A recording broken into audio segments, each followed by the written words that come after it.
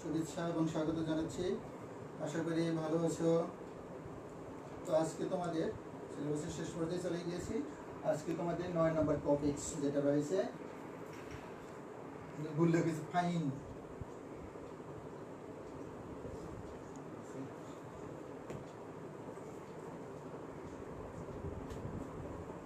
Fine structure of জিন, জিনের সূক্ষ্ম গঠন। ফাইন স্ট্রাকচার অফ জিন, জিনের সূক্ষ্ম গঠন সম্পর্কে 9 নম্বর টপিকস রয়েছে। তো এটা আমরা আলোচনা করব।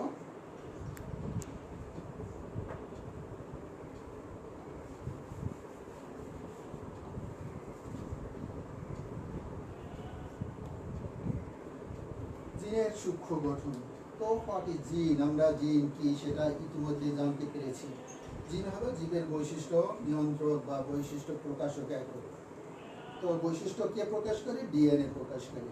ডিএনএ প্রকাশ করে। তো ডিএনএ কি সম্পূর্ণ অংশটাই জিন? না, জিনে ডিএনএর একটা নির্দিষ্ট অংশ যেটা জীবের বৈশিষ্ট্য প্রকাশ করে সেটি হলো জিন। ডিএনএর একটা নির্দিষ্ট অংশ যেটা জীবের বৈশিষ্ট্য প্রকাশ করে। মনে করে এই ডিএনএ এই অংশটা একটা নির্দিষ্ট বৈশিষ্ট্য প্রকাশ করে, এই অংশটা একটা নির্দিষ্ট বৈশিষ্ট্য প্রকাশ করে। এরকমের জিনের যে ডিএনএর যে অংশটা জীবের নির্দিষ্ট বৈশিষ্ট্য প্রকাশ করে সেটাকে বলা হয় জিন। তো জিনের সূক্ষ্ম গঠন, এটা জিনের সূক্ষ্ম গঠন মানে জিন কিভাবে কি উপাদান দ্বারা গঠিত এবং এর কোনো সাব ইউনিট আছে কিনা, জিন মানে জিন এর কোনো ভাগ টাগ আছে কিনা, এই সম্পর্কে যেখানে আলোচনা করা হয়েছে সেটা হলো ফাইন স্ট্রাকচার অফ জিন, জিনের সূক্ষ্ম গঠন করা হয়েছে। তো ক্লাসিক্যাল জীববিজ্ঞান জিন বলতে যে জিনিসটাকে বুঝিয়েছে সেখানে তারা 3টা বৈশিষ্ট্যের কথা উল্লেখ করেছে। জিনের 3টা বৈশিষ্ট্যের কথা উল্লেখ করেছে। 1 নম্বর বৈশিষ্ট্য হলো জিন হলো ক্রোমোজোমের একটা নির্দিষ্ট অবস্থানে নির্দিষ্ট জায়গায় অবস্থান করে, যাকে লোকাস বলা হয়। এটা হলো ক্রোমোজোম, ক্রোমোজোমের একটা নির্দিষ্ট জায়গায় অবস্থান করে। মনে করে এই জায়গায় অবস্থান করো, এখানে একটা অবস্থান করো, এখানে অবস্থান করো, এইটা একটা নির্দিষ্ট জায়গায় জিন অবস্থান করে, এটাকে বলা হয় লোকাস বা লোসাই। লোকাস হলো singular number, plural number loci, LOCI, loci. তো জিন মানে সিরাজ বংশগতিবিদ্যা বা ক্লাসিক্যাল বংশগতিবিদ্যা এটা এইভাবে বলেছেন। 3টা বৈশিষ্ট্যের কথা প্রথম বলেছেন, জিন ক্রোমোজোমের একটা নির্দিষ্ট অবস্থানে অবস্থান করে বা নির্দিষ্ট জায়গায় অবস্থান করে, যেটাকে লোকাস বা লোসাই বলা হয়েছে, LOCI, লোসাই বলা হয়েছে। 2 নম্বর বৈশিষ্ট্যের ক্ষেত্রে বলছে জিনের ভিতর যে ক্রসিং ওভার হয় সেই ক্রসিং ওভারটা আন্তঃজেনিক, অন্তজেনিক নয়, আন্তঃজেনিক। আন্তঃজেনিক মানে ইন্টারজেনিক, নট ইন্ট্রাজেনিক, ইন্ট্রাজেনিক। ক্রসিং ওভার আমরা তো জানি যে ক্রসিং ওভার হয় জিনের মধ্যেই ক্রসিং ওভার হয়। তো সেই ক্রসিং ওভারটা ইন্টারজেনিক বলতে কি বোঝানো হয়েছে? এই একটা জিন, এই একটা জিন, এই 2টা জিনের ভিতর ক্রসিং ওভার হবে, এই 2টা জিনের ভিতর ক্রসিং ওভার হবে, সেটি বলেছে ইন্টারজেনিক, আন্তঃজেনিক, নট ইন্ট্রাজেনিক। ইন্ট্রাজেনিক বলতে একই জিনের ভিতরে, এই যে জিন এই জিনের ভিতরে, এটা বলে ইন্ট্রা, আন্ত, একটা হচ্ছে অন্ত। ইন্টার হলো অন্ত জেনিক, সরি ইন্ট্রা হলো আন্ত আর ইন্ট্রা হলো অন্ত। অন্ত মানে ভিতরে, একই জিনের ভিতরে নয়, একই লোকাসের ভিতরে বা একই লোকাসের যে এলিলগুলো অবস্থান করে সেই এলিলের ভিতরে ক্রসিং ওভার হয় না। বা এই যে বিভিন্ন লোকাস আছে, বিভিন্ন লোকাসের ভিতরে যে এলিলগুলো আছে তাদের ভিতরে ক্রসিং ওভার হয়, এটাকে বলা হয় ইন্টারজেনিক। আন্তর্জাতিক আর কি, 2টা জিন বা 3টা জিনের ভিতরে এরকম ক্রসিং ওভার হয়, কিন্তু একটা জিনের ভিতরে, নিজের জিনের ভিতরে এই একটা লোকাস, এই লোকাসের ভিতরে যে এলিল আছে, মানে 2টা এলিল আছে, এই এলিলদের ভিতরে ক্রসিং ওভার হবে না, সেটা হলো নট ইন্ট্রাজেনিক ক্রসিং ওভার। 3 নম্বরে একটা বৈশিষ্ট্য বলেছে জিনের সিস এবং ট্রান্স অবস্থানে জীবের ফিনোটাইপের বৈশিষ্ট্য পরিবর্তন হয় না। ট্রান্স অবস্থান, সিস আর ট্রান্স অবস্থান, সিস এবং ট্রান্স অবস্থান বলতে কি বোঝানো হয়েছে?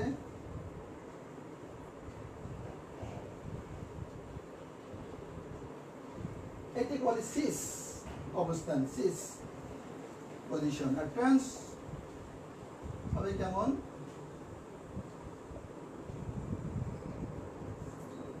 ট্রান্স সিস অবস্থান এক জোড়ার ভিতরে, এক জোড়ার একটার ভিতরই যখন প্রোটোট্রফ বা ওয়াইল্ড টাইপ দুইটাই থাকবে বা একাধিক দুইয়ের অধিক যেগুলো জিন আছে সব যদি প্রোটোট্রফ টাইপ হয় এবং তার কমপ্লিমেন্টারি বেসগুলো যদি অপর হোমোলোগাস ক্রোমোজোমের আরেকটা ইতে থাকে ক্রোমোজোমে থাকে তাহলে সেটাকে বলে সিস অবস্থান। দুইটাই প্রোটোট্রফ, ক্যাপিটাল এ ক্যাপিটাল বি। আবার এরকম আরো যদি বর্ধিত ক্যাপিটাল সি এর যদি একই হোমোলোগাস ক্রোমোজোম একই ইউনিটে থাকে একই ক্রোমোজোমে থাকে তখন সেটাকে বলা হয়েছে সিস অবস্থান। আর ট্রান্স অবস্থান একটা হোমোলোগাস ক্রোমোজোমের একটা থাকবে প্রোটোট্রফ, একটা থাকবে অবজোট্রফ, একটা থাকবে প্রোটোট্রফ। একটা ডমিন্যান্ট একটা রেসিসিভ, এটা মনে রাখো কি একটা ডমিন্যান্ট একটা রেসিসিভ। তারপর বিপরীত যে ক্রোমোজোম আছে সেটা তার কমপ্লিমেন্টারি অবশ্যই থাকবে, স্মল এ থাকলে ক্যাপিটাল বি থাকলে স্মল বি। এটাকে বলে যে ট্রান্স অবস্থানে জিনের সিস এবং ট্রান্স অবস্থানে ফিনোটাইপে বহিঃপ্রকাশে কোনো পরিবর্তন হয় না। এই তিনটা কথা ক্লাসিক্যাল জেনেটিক্স এই কথা বলেছে। কি বলেছেন? জিনের সম্পর্কে বলেছে। জিনের তিনটা বৈশিষ্ট্য কথা বলেছে। একটা হলো আবার হচ্ছে জিন নির্দিষ্ট ক্রোমোজোমের নির্দিষ্ট জায়গায় অবস্থান করে যেটাকে লোকাস বলা হয়। 2 নম্বর বলেছেন লোকাসের ভিতরে যে ইন্টারজেনিক ক্রস হবে, ইন্ট্রাজেনিক ক্রস হবে না, ক্রসিং ওভার হবে না। ইন্ট্রাজেনিক দুইটা জিনের মধ্যে ক্রসিং ওভার হবে বা একটা জিনের মধ্যে ক্রসিং ওভার হবে না, বা একটা লোকাসের এলিল দ্বয়ের মধ্যে ক্রসিং ওভার হবে না, দুইটা লোকাসের এলিল দ্বয়ের মধ্যে ক্রসিং ওভার হবে। আর 3 নম্বর বলেছে জিনের সিস এবং ট্রান্স অবস্থানে ফিনোটাইপের বহিঃপ্রকাশের কোনো পরিবর্তন হয় না। সিস এবং ট্রান্স অবস্থান আমরা বুঝতে পারলাম। তাহলে কি বলেছে? ক্লাসিক্যাল জেনেটিক্স বলেছে যে জিন ক্রোমোজোমের একটা নির্দিষ্ট জায়গায় অবস্থান করে যেটা জীবের বৈশিষ্ট্যের কি করে মিউটেশন ঘটায়, ফিজিওলজিক্যাল বৈশিষ্ট্য নিয়ন্ত্রণ করে, রেপ্লিকেশন ঘটায়, কমপ্লিমেন্টেশন ঘটায় এবং সেটা হলো ওই জিনটা হলো অবিভাজ্য। জিন যখন বিভাজ্য হবে তখন সে তার বৈশিষ্ট্য হারিয়ে ফেলবে। এই একটা বিশেষ কথা বলেছেন।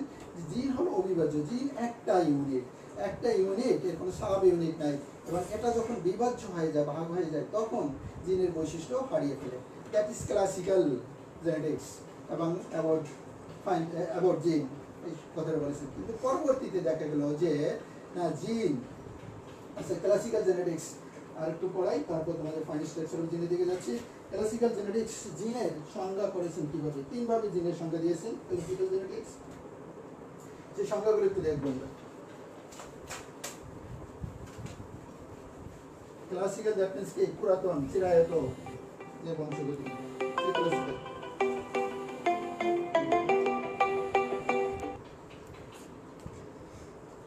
ক্লাসিক্যাল জেনেটিক্স জিনকে 3 ভাবে সংজ্ঞায়িত করেছেন। ক্লাসিক্যাল জেনেটিক্স জিনকে 3 ভাবে সংজ্ঞায়িত করেছেন। কিভাবে সংজ্ঞায়িত করেছেন সেটা আমরা একটু দেখব এবং আমি ইংলিশে লিখছি।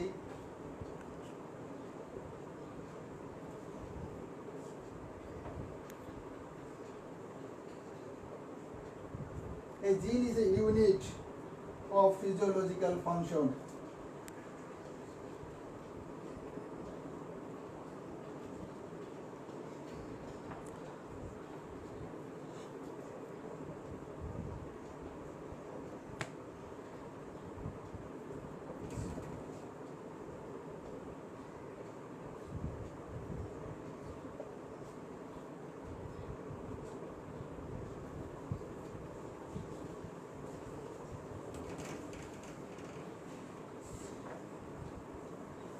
That occupies a definite locus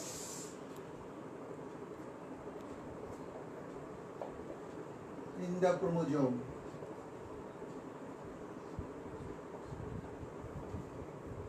and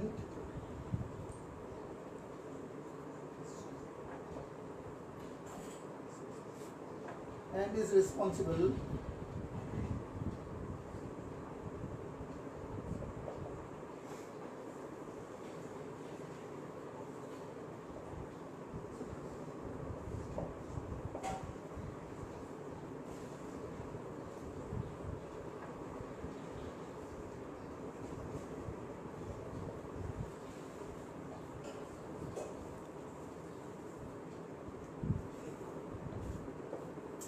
এরকম একটা সংজ্ঞা দিয়েছেন classical genetics. A gene is a unit of physiological function. একটা জিন হলো একটা ইউনিট কিসের? ফিজিওলজিক্যাল ফাংশন, শারীরবৃত্তিক কর্মের একক। সহজ কথা বলে, ইংলিশ বাংলা বলে শারীরবৃত্তিক ফিজিওলজিক্যাল ফাংশন ইউনিট আর কি, শারীরবৃত্তিক ফাংশন কর্মের একক। That occupies a definite locus, যেটা একটা ডেফিনিট লোকাস অবস্থান করে ইন দ্য ক্রোমোজোম, ক্রোমোজোমের একটা নির্দিষ্ট লোকাসে অবস্থান করে। অ্যান্ড ইজ রেসপন্সিবল, এবং দায়ী হয়, RESPONSIBL, responsible for a specific phenotypic character, এবং যেটা একটা নির্দিষ্ট বাহ্যিক বৈশিষ্ট্যের জন্য দায়ী, যেটা একটা নির্দিষ্ট বাহ্যিক বৈশিষ্ট্যের জন্য দায়ী। বাংলা বলে এরকম আর কি, gene is a unit of physiological function, gene হলো একটা শারীরবৃত্তিক কর্মের একক। That occupies a definite locus in the chromosome, যেটা ক্রোমোজোমের একটা নির্দিষ্ট লোকাসে অবস্থান করে বা ধরে রাখে। And is responsible for specific phenotypic character, এবং যেটা একটা নির্দিষ্ট ফিনোটাইপিক বৈশিষ্ট্য নিয়ন্ত্রণের জন্য দায়ী। দ্যাট ইজ জিন। আরো সংজ্ঞা রয়েছে, এই হলো এক ধরনের সংজ্ঞা।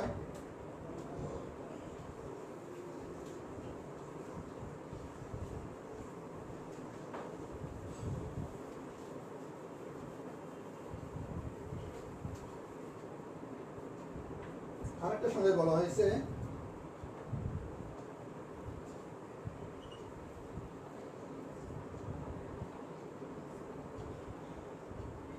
a gene is a unit of transmission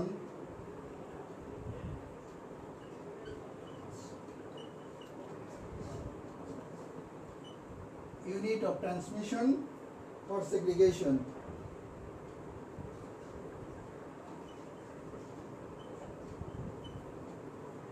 because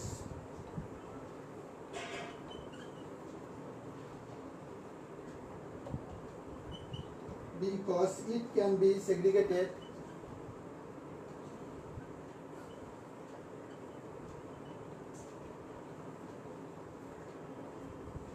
and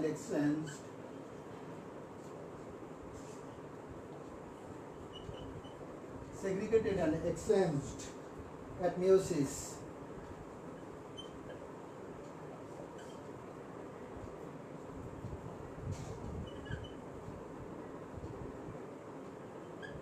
by way of crossing over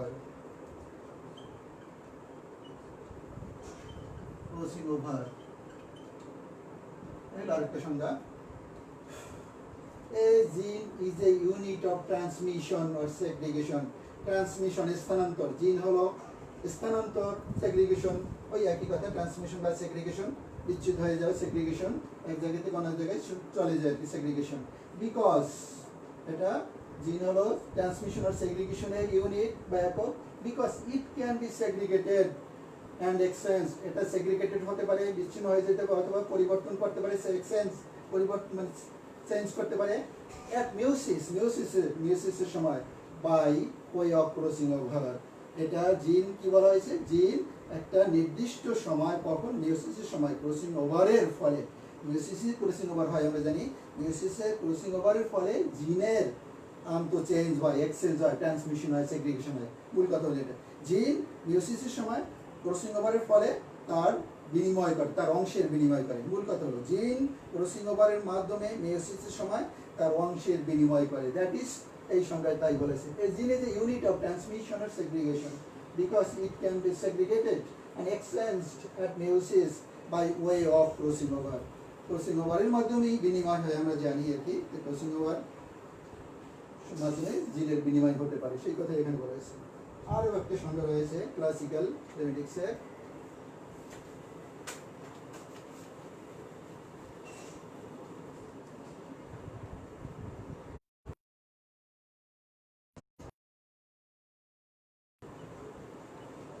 is a unit of meiosis of mutation, not meiosis. A gene is a unit of mutation because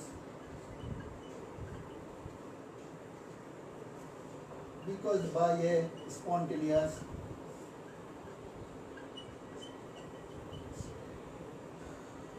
or induced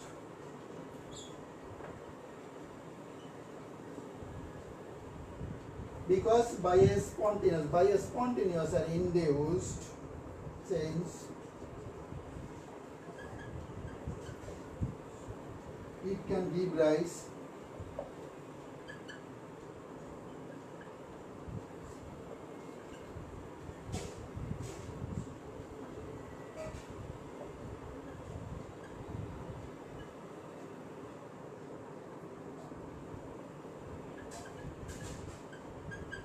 different phenotypic expression.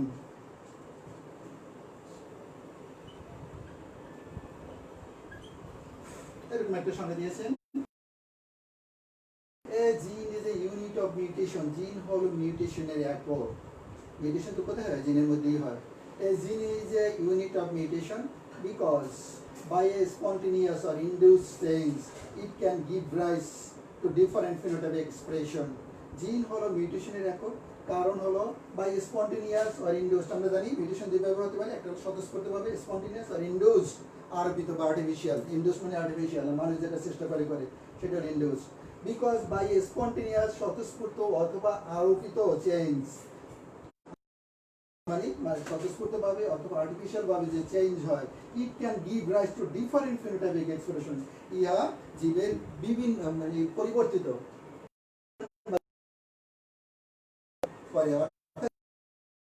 সেই mutation induced হতে পারে অথবা স্পন্টেনিয়াসও হতে পারে। যখন mutation হবে তখন জীবের বাহ্যিক বৈশিষ্ট্যের পরিবর্তন ঘটে।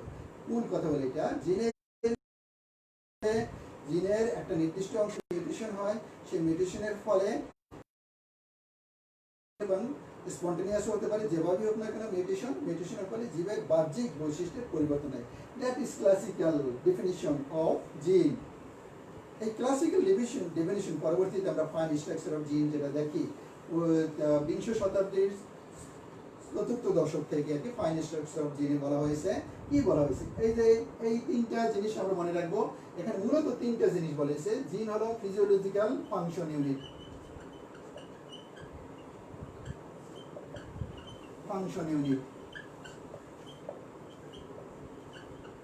জিন is A physiological function unit, প্রথম সংজ্ঞায় বলা হয়েছে। দুই নম্বরের সংজ্ঞায় বলা হয়েছে কি? Segregation or transmission. Gene is a unit of transmission বা কি বলবো recombination. Gene is a unit of recombination.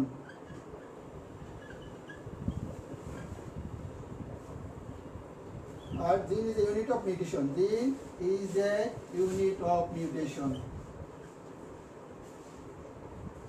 এই তিনটা কথা বলেছি, তিনটা সংজ্ঞা। এক নম্বর হলো ফিজিওলজিক্যাল ফাংশন। ঠিকই আছে, জিন হলো যে ফিজিওলজিক্যাল ফাংশন, সমস্ত কর্মের একক হলো জিন। জিন is a unit of recombination. Recombination মানে ক্রসিং ওভারের ফলে জিনের যে নূতন সজ্জা হয় সেটা বলেছি রিকম্বিনেশন। ঠিক আছে, বা এক্সপ্রেশন এই এক্সচেঞ্জ যেটা হয় আর কি, জিনের এক্সচেঞ্জ, সেটাকে রিকম্বিনেশন বলা হয়। জিন হলো রিকম্বিনেশনের একক। জিন হলো ফিজিওলজিক্যাল ফাংশনের একক। জিন হলো রিকম্বিনেশনের একক। জিন হলো মিউটেশনের একক। জিনের নির্দিষ্ট জায়গায় মিউটেশন হয়। এই তিনটা সংজ্ঞা দিয়েছে। পরবর্তীতে 40-এর দশকে, বিংশ শতাব্দীর 40-এর দশকে দেখা গেল ওরা বলেছে জিন এইভাবে, এই একটা জিন, এরকম একটা জিন, এর একটা ফাংশন থাকবে, এর একটা ফাংশন আছে, এর একটা ফাংশন আছে। এবং কিন্তু তারা বলছে যে জিন হলো অবিভাজ্য। বা 40-এর দশকে এসে যেটা দেখলো জিন অবিভাজ্য নয়, জিন বিভাজ্য। বাট এই বিভাজ্য অংশগুলো কি কি? সেখানে এই মূল তিনটা অংশের কথা বলা হয়েছে। এই তিনটা অংশ তো থাকবেই। জিনের তিনটা সাব ইউনিট বলতে পারি আর কি। এই হলো একটা জিন, মনে করো একটা জিন, এটা হলো একটা হলো ফিজিওলজিক্যাল ফাংশন। একটা মনে করি এই অংশটা মিউটেশন হয়েছে, এই অংশটায় রিকম্বিনেশন হয়েছে, আর এই পুরোটা হলো ফিজিওলজিক্যাল ফাংশনের কথা বলা হয়েছে। এই পুরো ইউনিটটা হলো ফিজিওলজিক্যাল ফাংশন। তিনটা অংশ, একটা হলো মিউটেশনের অংশ, আর একটা হলো রিকম্বিনেশন অংশ। মনে করি এই জিনের এই অংশে মিউটেশন হয়, এই অংশে রিকম্বিনেশন হয়, এবং এই পুরা দুইটা অংশ মিলেই ফিজিওলজিক্যাল ফাংশন করে। মানে সব কিছু মিলেই তো ফিজিওলজিক্যাল ফাংশন করে। তো এইভাবে বলেছে। পরবর্তীতে বিজ্ঞানীরা এই কথাই বলছেন যে জীব অবিভাজ্য নয়, জীব বিভাজ্য এবং কয়েকটা সাব ইউনিট দ্বারা গঠিত। তো এখানে তিনটার কথা বলেছে। এখানে কি বলেছে? নিউটন সাব ইউনিটের কথা।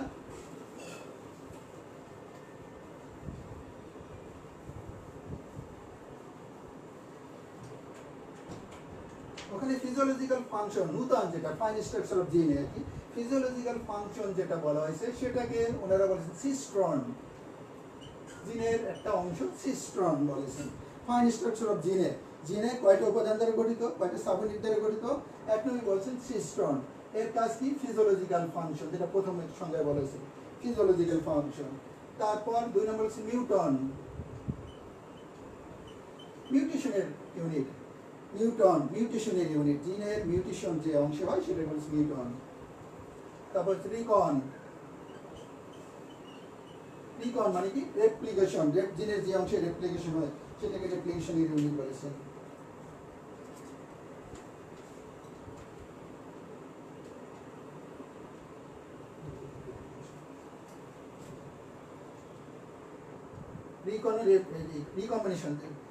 Recombination unit. তারপর হলো রেপ্লিকন হলো রেপ্লিকেশনের ইউনিট, এবং কমপ্লন। এই রকমের 5টা ইউনিটে ভাগ করে আর কি। সিস্টন, মিউটন, রিকন, রেপ্লিকন এবং কমপ্লন ইউনিটে ভাগ করে। কিভাবে? সেরকমের একটা জিন যদি আমরা দেখাই, ক্রোমোজোমের অংশ তো জিন, এর একটা ক্রোমোজোম, মনে করি এই অংশটা হলো মিউটন, প্রথম ধরে মিউটন। তারপর এই অংশটা হয়ে থাকে রিকন, রেপ্লিকেশন, রিকন আর রিকম্বিনেশন। এটা হলো রেপ্লিকেশন হয়ে থাকে কমপ্লন, কমপ্লিমেন্টেশন এখানে হয়ে থাকে। এইরকমের এখানে 4টা ইউনিট দেখানো হলো। এবং সিস্টন বলেছেন এই সবগুলা মিলে যে জিনিসটা তৈরি হয় সেটাই বলেছেন সিস্টন। এটা বলে সিস্টন। The physiological function, তো ফাইন স্ট্রাকচার অফ জিন বলতে বোঝানো হয়েছে জিন কতগুলা সাব ইউনিটে ভাগ করা। সেই সাব ইউনিটের নাম হলো একটা সাবইউনিট বলবো সিস্টন, পরবর্তী সিস্টন। পুরো জিনকে সিস্টন বলেছেন, বর্তমানে জিনকে কিন্তু সিস্টন বলা হয়। পুরো জিনকে সিস্টন বলেছে কারণ ফিজিওলজিক্যাল ফাংশন। সিস্টনের কাজ হলো ফিজিওলজিক্যাল ফাংশন। ফিজিওলজিক্যাল ফাংশন কখন হবে? সব কিছু মিলে ফিজিওলজিক্যাল ফাংশন হবে, বাহ্যিক বৈশিষ্ট্য পরিবর্তন হবে। মিউটেশন হয়, জিনের যে অংশে মিউটেশন হয় সেটা বলেছে মিউটন। একটা নির্দিষ্ট অংশে, সমস্ত জায়গা জুড়ে মিউটেশন হয় না, জিনের একটা নির্দিষ্ট অংশে মিউটেশন হয়, সেটাই বলেছে মিউটন। এবারে এই অংশটা মিউটেশন হয়েছে, এটা মাঝখানে হতে পারে, ভিতরে হতে পারে, পাশে হতে পারে, একাধিক জায়গায় হতে পারে মিউটন, তবে একটা নির্দিষ্ট জায়গায়। এবং সবচেয়ে কম নিউক্লিওটাইড বিশিষ্ট অংশ নিয়ে মিউটন গঠিত। মিউটন একক হলো সবচেয়ে কম নিউক্লিওটাইড থাকবে। তারপর রিকম্বিনেশন হচ্ছে ক্রসিং ওভারের ফলে যেটা হয় কি, সেটা রিকন বা রিকম্বিনেশন। রিকন মানে রিকম্বিনেশন, জিনের যে অংশে, মানে এই অংশে রিকম্বিনেশন হয় একটা নির্দিষ্ট অংশে। সব জায়গায় কিন্তু রিকম্বিনেশন হবে না, সব জায়গায় মিউটেশন হবে না, জিনের একটা নির্দিষ্ট জায়গায় রিকম্বিনেশন হবে, সেই জায়গাটাকে বলেছে রিকন। রেপ্লিকেশন, আমরা জানি জিনের রেপ্লিকেশন হয়, অর্থাৎ একটা পুরাতন স্থান থেকে একটা নূতন স্থান তৈরি হয়, সেটাও একটা নির্দিষ্ট জায়গায় হয়। মনে করি এই অংশটা রেপ্লিকন একটা নির্দিষ্ট ইউনিটে হয়, একটা নির্দিষ্ট জায়গায় হয়, সেটাও একাধিক জায়গায় হতে পারে, ভিতরে হতে পারে, বাইরে হতে পারে, একাধিক জায়গায় হতে পারে জিনের। এটা হচ্ছে রেপ্লিকন। কমপ্লন, কমপ্লিমেন্টেশন, সম্পর্ক ঘটতে পারে জিনের একটা নির্দিষ্ট জায়গায়, সম্পর্ক করতে পারে, কমপ্লিমেন্টেশন করতে পারে। That is fine structure of জিন। জিন অবিভাজ্য নয়। তাহলে ক্লাসিক্যাল ধারণা এবং বর্তমান ধারণার ভিতরে পার্থক্য হলো অবিভাজ্য মানে বিভাজ্য নয়। প্রথম বা ক্লাসিক্যাল ধারণা বলছে জিন বিভাজ্য নয়। জিন বিভাজ্য হলে তার ফাংশন নষ্ট হয়ে যায়, জিনের কার্যকারিতা নষ্ট হয়ে যায়। কিন্তু বর্তমানে বলেছে না, জিন বিভাজ্য এবং কতগুলো সাব ইউনিট দ্বারা গঠিত। সেই সাব ইউনিটগুলো হলো এক এক জায়গায় অবস্থান করে নির্দিষ্ট কার্য সম্পাদন করে থাকে। আর হলো বলেছে ওই অংশটাকে যে অংশ মিউটেশন হয়, রিকন হলো রিকম্বিনেশন যেখানে হয় রিকন, রেপ্লিকেশন যেখানে রেপ্লিকেশন হয়, কমপ্লন মানে যে অংশে কমপ্লিমেন্টেশন হয়। তো এখানে সামান্য একটু আলোচনা করি। সিস্টন তো বললাম, পুরো জিনটিকে বর্তমানে সিস্টন, নিউক্লিওটাইড বিশিষ্ট অংশ মানে সমস্ত সিস্টন। বর্তমানে জিনের নাম কিন্তু সিস্টন। টিকা যদি আসে হচ্ছে সিস্টন, টিকা আসতে পারে অনেক সময়, বা অনেক সময় পার্থক্য আসে সিস্টন মিউটনের মধ্যে। মিউটন বলে কি, মিউটন হলো কতগুলো নিউক্লিওটাইড দ্বারা গঠিত। একটা নিউক্লিওটাইড যখন একটা কোষ নিয়ন্ত্রণ করবে, সেটা একটা জিনের অংশ বিশেষ। তো মিউটন হলো সবচেয়ে ছোট ইউনিট, জিনের ভিতরে সবচেয়ে ছোট ইউনিট হলো মিউটন, অর্থাৎ যে অংশে মিউটেশন ঘটে,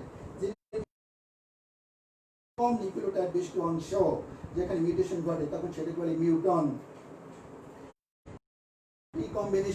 রিকম্বিনেশন এটাও ছোট নিউক্লিওটাইড, বড় একটা বা একাধিক নিউক্লিওটাইড বা দুইটা নিউক্লিওটাইড হতে পারে, একাধিক নিউক্লিওটাইড হতে পারে, একাধিক নিউক্লিওটাইড হতে পারে। এরকম নিউক্লিওটাইড বিশিষ্ট, নিউক্লিওটাইড তো বুঝি ডিএনএ এর অংশ বা জিনের অংশ, নিউক্লিওটাইড দ্বারা গঠিত। নিউক্লিওটাইড কি? 3টা উপাদান দ্বারা গঠিত, 5 কার্বনিষ্ট রাইবোজ সুগার, নাইট্রোজেন বেস এবং ফসফরাস এর, এটাকে নিউক্লিওটাইড বলা হয়। তো রিকন হলো কম্বিনেশনের ইউনিট, সেটা হলো মিউটনের চেয়ে বড় নিউক্লিওটাইড থাকবে, এই রিকন হবে, মানে ক্রস হবে, সেটাকে হচ্ছে রিকন বলা হয়। রেপ্লিকেশন, রেপ্লিকেশন তো আমরা বুঝি পুরাতনের সূত্র, এখান থেকে একটা নতুন সূত্র তৈরি হলো, এই নতুন সূত্র তৈরি, এটা রেপ্লিকন। এটা সব জায়গায়, যে সব জায়গায় হবে না, একটা নির্দিষ্ট এলাকায় নির্দিষ্ট সাব ইউনিট হবে, মানে এটাই সাব ইউনিট হলো রেপ্লিকেশন। তো এটা হলো রেপ্লিকন। কম্পোনন রেপ্লিকন অংশটা এই দুইটার চেয়ে বড় নিউক্লিওটাইড বিশিষ্ট অংশ দ্বারা গঠিত। কম্পোনন কি? কম্পোনন হলো সম্পর্কত্ব। সম্পর্কত্ব বলতে কি বোঝানো হয়েছে? সম্পর্কত্ব ব্যাপারটা একটু জটিল। সম্পর্কত্ব হলো ডাইক্যারিয়ন বিশিষ্ট মাইসেলিয়াম, তোমাদের মনে আছে মাইসেলিয়াম, ডাইক্যারিয়ন বিশিষ্ট মাইসেলিয়াম বলতে কি বোঝানো হয়? একটা মাইসেলিয়ামের ভিতরে বিভিন্ন উৎস থেকে উৎপন্ন দুইটা মিউটেশনের জিন, এটা হলো ডাইক্যারিয়ন, দুইটা নিউক্লিয়াস, একটা কোষের ভিতরে দুইটা নিউক্লিয়াস থাকবে এবং তাদের উৎস হলো ভিন্ন। দুই নিউক্লিয়াস বিশিষ্ট অবস্থাকে ডাইক্যারিয়ন বলা। ডাইক্যারিয়ন বিশিষ্ট মাইসেলিয়ামের এদের বর্ধনের জন্য কমপ্লিমেন্টারি কোনো সাপ্লিমেন্টারি দিতে হয় না, দ্যাট ইজ ডাই কমপ্লিমেন্টেশন। সম্পর্কত্ব বলে এটা। এরকম সম্পর্কত্ব দেখা যেতে পারে জিনের যে অংশ এরকম সম্পর্ক দেখা যায়, তো ডাইক্যারিয়ন দেখা যায়, সেই অংশটাকে বলে কম্পোনন বলা হয়েছে। তো that is fine structure of জিন। ফাইন স্ট্রাকচার অফ জিনের ফাংশন যেটা, সেটা ফাংশন এক একটা ফাংশন এক এক ধরনের ফাংশন করে। মিউটন রিকম্বিনেশনের ফাংশন তৈরি করবে, রেপ্লিকন আর সিস্টন হলো সমস্ত কাজ করে সিস্টন।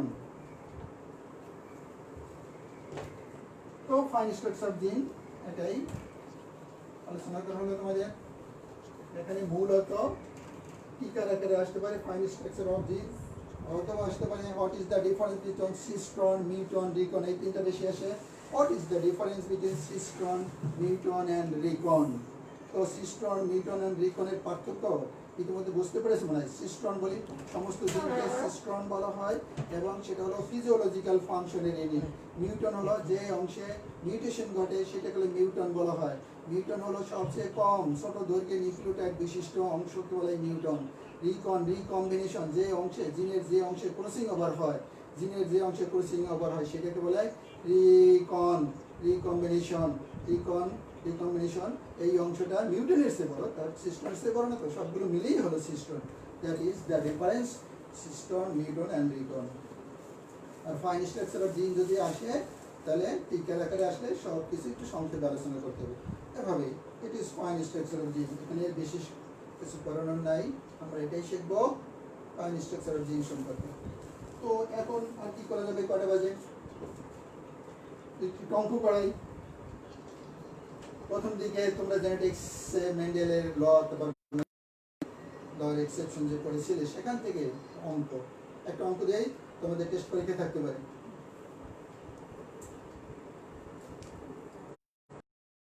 মনে করো প্রশ্নটা হলো এরকমের, মানুষের চক্ষু, ডি প্রকট চরিত্র, পিঙ্গল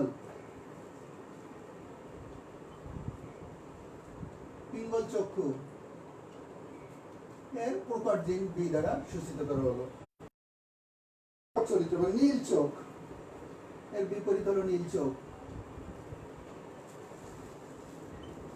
প্রচ্ছন্ন জিন বি চোখ, বি প্রচ্ছন্ন চরিত্র। নীল চক্ষু বিশিষ্ট একটি শিশুর, যে শিশুর চোখ হলো নীল, পিঙ্গল নাই। আবার বলছি, মানুষের পিঙ্গল চক্ষু বি, ক্যাপিটাল বি প্রকট চরিত্র এবং নীল চোখ বি প্রচ্ছন্ন চরিত্র। নীল চক্ষু বিশিষ্ট শিশু, নীল চক্ষু বিশিষ্ট শিশু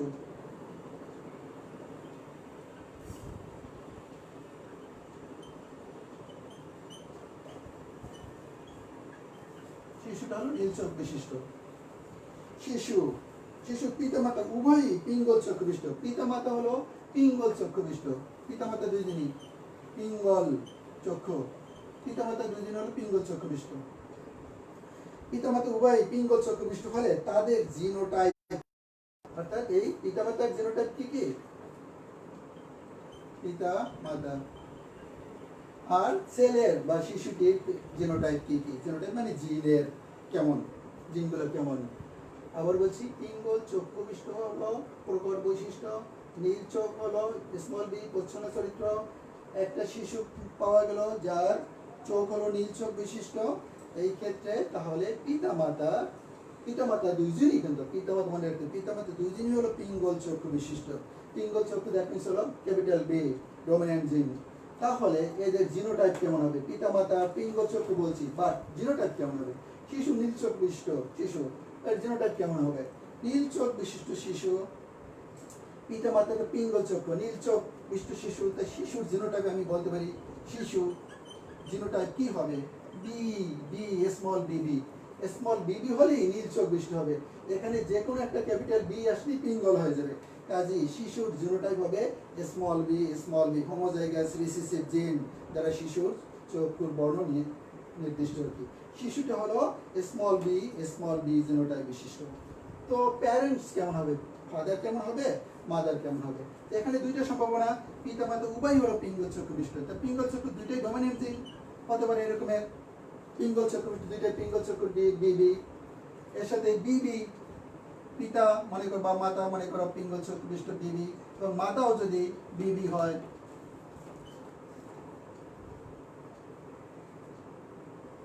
ফাদার যদি এরকম হয়, তাহলে কি হয়? তাহলে কি এরকমের নীল চোখ বিশিষ্ট শিশু উৎপাদন সম্ভব? সম্ভব নয়। এখান থেকে বি আসবে, এখান থেকে বি আসবে, হবে ক্যাপিটাল বি একই হবে। পিঙ্গল চক্ষু উৎপাদন বা নীল চক্ষু উৎপাদন হওয়া সম্ভব নয়। কাজেই প্যারেন্টসের জিনোটাইপ এরকমের নয়, মানে ফাদারও ক্যাপিটাল বি নয়, মাদারও ক্যাপিটাল বি নয়, হোমোজাইগাস নয়। যদি ফাদার মাদারের জিনোটাইপ এরকমের হয়, হেটেরোজাইগাস হয়, ক্যাপিটাল বি স্মল বি, এটা ধরি মাদার, এর সাথে ক্রস করব capital B small b father. এর জিনোটাইপ যদি এরকম হয়, তাহলে কেটে পিঙ্গল চক্ষু হবে। যেহেতু পিঙ্গল বি ডমিনেন্ট জিন এবং পিঙ্গল চক্ষু রিসেসিভ জিন, পিঙ্গলের বৈশিষ্ট্য প্রকাশ পাবে, ডমিনেন্ট জিনের বৈশিষ্ট্য প্রকাশ পাবে। ফাদার মাদার বলছে উভয় পিঙ্গল চক্ষু বিশিষ্ট, এও পিঙ্গল চক্ষু বিশিষ্ট, এও পিঙ্গল চক্ষু বিশিষ্ট হলো। এর গ্যামেটগুলো কেমন হবে? Capital B small b, capital B small b, পরস্পরের সাথে মিলিত হবে capital B capital B capital B small b, capital B small b small b small b. ওই যে 3:1 অনুপাতে, মেন্ডেলের 3:1 অনুপাতে 3:1। তো এখানে দেখা যাচ্ছে তিনটে হলো পিঙ্গল চক্ষু বিশিষ্ট, তিনটে হলো পিঙ্গল চক্ষু বিশিষ্ট আর একটা হলো নীল চক্ষু বিশিষ্ট। এই যে শিশুটা হলো, এখান থেকে শিশুটা পাওয়া গেল হোমোজাইগাস রিসেসিভ জিনটা, যেখানে সেখানে এই শিশুর এই বৈশিষ্ট্য পাওয়া গেল, নীল চোখ বিশিষ্ট শিশু পাওয়া গেল। তাহলে প্যারেন্টসের জিনোটাইপ কেমন? প্যারেন্টসের জিনোটাইপ ফাদার এবং মাদার উভয়ই হেটেরোজাইগাস জিন বিশিষ্ট, একটা ডমিনেন্ট জিন একটা রিসেসিভ জিন। ডমিনেন্ট জিন থাকবে একটা, রিসেসিভ অর্থাৎ হোমোজাইগাস নয়, হেটেরোজাইগাস ডমিনেন্ট জিন বিশিষ্ট। ফাদারের একটা পিঙ্গল চোখের জিন থাকবে এবং একটা নীল চোখের জিনও থাকবে, আর মাদারের ক্ষেত্রে তাই একটা পিঙ্গল চোখের জিন থাকবে, একটা নীল চোখের জিন থাকবে। কিন্তু ক্রসের ফলে একটু জেনারেশনে যে শিশুটা পাবো সেটা একটা শিশু আর কি নীল চোখ বিশিষ্ট হবে, বাকিগুলো হবে পিঙ্গল চক্ষু বিশিষ্ট। তিনটে হবে পিঙ্গল চক্ষু বিশিষ্ট, একটা হবে নীল চোখ বিশিষ্ট। তাই ওই নীল চোখ বিশিষ্ট শিশুটা উৎপাদন হওয়া তখনই সম্ভব যখন প্যারেন্টস হেটেরোজাইগাস হবে। এরকম পরীক্ষা থাকতে পারে, প্রশ্ন এরকম থাকবে, জাস্ট এই জিনিসটা তোমরা দেখার জন্য।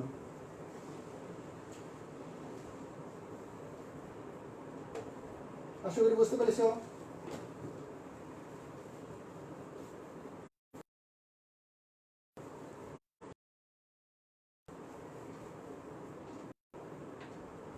আরেকটা অঙ্ক, সন্ধ্যা মালতীতে লাল ফুল সাদা ফুলের উপর অসম্পূর্ণ প্রকার। লাল ফুল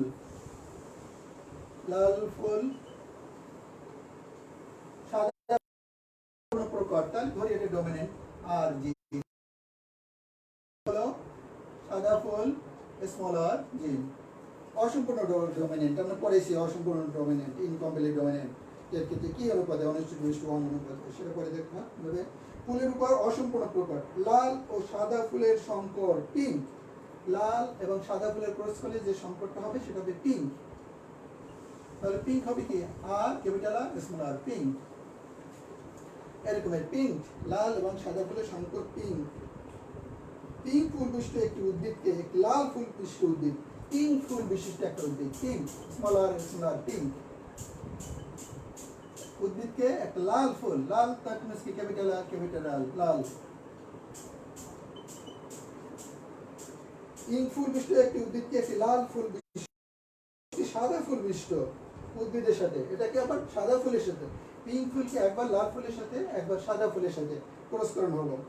সন্তান সন্ততির জিনোটাইপ এবং ফিনোটাইপিক অনুপাত নির্ণয় করো। সন্তান সন্ততির জিনোটাইপিক এবং ফিনোটাইপিক অনুপাত নির্ণয় করো। প্রশ্নটা আবার বলছি, উদ্ভিদ সাদা ফুল বিশিষ্ট একটা উদ্ভিদের উপর ক্রস করানো হলো এবং এখানে বলা হয়েছে লাল ফুল সাদা ফুলের উপর ইনকমপ্লিট ডমিনেন্ট হওয়ার কারণেই F1 জেনারেশনে পিঙ্ক ফুল বিশিষ্ট একটা সংকর পেলাম। লালের বৈশিষ্ট্য আছে, সাদার বৈশিষ্ট্য আছে, পিঙ্ক পেলাম। এটা যদি অসম্পূর্ণ ডমিনেন্ট না হতো তাহলে একটা লাল ফুল পেতাম, কিন্তু এটা অসম্পূর্ণ ডমিনেন্ট বলে এই জিনের উপর, তো এখানে পিঙ্ক ফুল পেয়েছে। পরবর্তীতে বলছে যে পিঙ্ক ফুল বিশিষ্ট একটা উদ্ভিদের সাথে একবার লাল ফুল উদ্ভিদের ক্রস করলে কি হবে, আরেকবার সাদা ফুলের বিশিষ্ট উদ্ভিদের সাথে ক্রস করলে কি হবে। তো ক্রসটা তো এইরকম লাল ফুলের সাথে। তো দেখি এখান থেকে গ্যামেট কিভাবে সহজভাবে আমরা চিন্তা করবো। গ্যামেট ক্যাপিটাল আর স্মল আর, এখানে গ্যামেট হলো ক্যাপিটাল আর, একই ধরনের। ক্রস করলে কি হবে, ক্যাপিটাল আর স্মল আর। তো কি হলো, এটা হলো লাল ফুল বিশিষ্ট উদ্ভিদ, এটা হলো পিঙ্ক অসম্পূর্ণ ডমিনেন্ট বলে পিঙ্ক ফুল বিশিষ্ট উদ্ভিদ। অর্থাৎ লাল এবং সাদার অনুপাত কত, 1:1 অনুপাতে পাওয়া গেল লাল এবং পিঙ্ক, লাল এবং পিঙ্ক 1:1 অনুপাতে। তাহলে তাদের ফিনোটাইপ হলো একটা হবে লাল একটা হবে পিঙ্ক বিশিষ্ট যে জেনারেশন, এবং তাদের অনুপাত হবে 1:1 রেশিও হবে। এবার হলো পিঙ্ক এবং সাদা, একই কথা।